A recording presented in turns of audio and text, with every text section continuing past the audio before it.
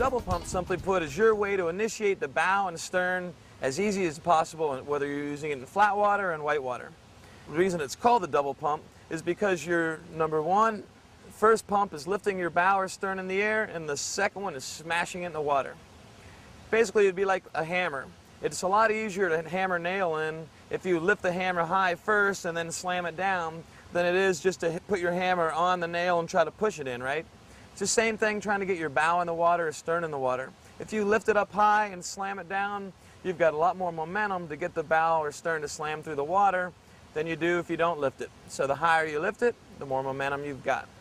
So here's where we'll start this. Step one is, let's practice just on putting our boat on edge and rocking the bow and stern up in the air. This is called the initiation stroke.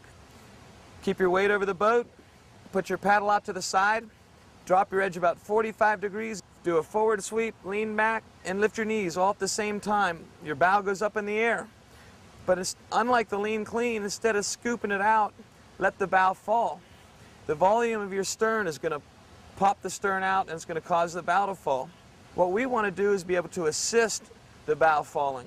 In order to do that, you need to flip your paddle over using the back side of the blade, lean forward, put weight on your feet, push the bow under. Let's link them together. Put your boat on edge, put the paddle out to the side, lift, push, pull, push, pull, push, pull. There you go. There's a couple things you're going to experience the first time you try this. Number one, your boat's not going to rock as fast as we're showing you it's rocking. And the reason is because your boat is going to want to pop up and down at a certain pace. And every boat has a different pace. The longer and higher volume the boat is, the faster you're going to have to rock it.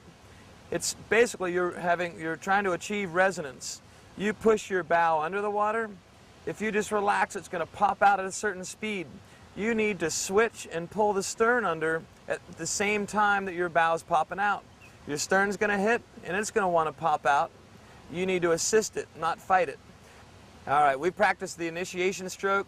Now we're ready to get all the way vertical on the bow or stern using our double pump. Let's go ahead and give ourselves one more advantage in the double pump. We're going to paddle forward to get forward speed. That way, not only are we slamming the boat in the water, but when we slam the boat in the water, our forward momentum will help ender us up like it did with the plowing ender.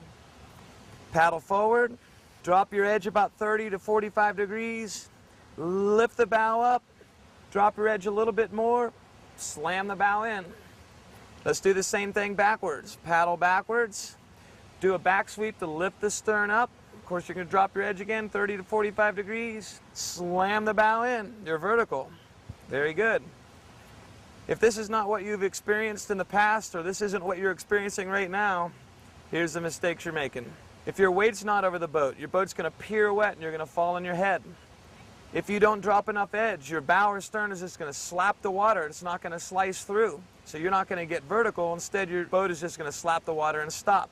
And if you're not leaning forward and pushing the weight on your feet early enough at the moment you're doing the backstroke, then you're going to have a hard time getting your bow under the water because you're not putting weight on the bow that helps get that boat under the water. If you do it right, you could do the same thing without even using a paddle. Paddle forward with your hands, lift the bow up, slam it in. So the amount of physical energy it takes for you to get vertical on your bow or stern is directly related to the skill that you're using.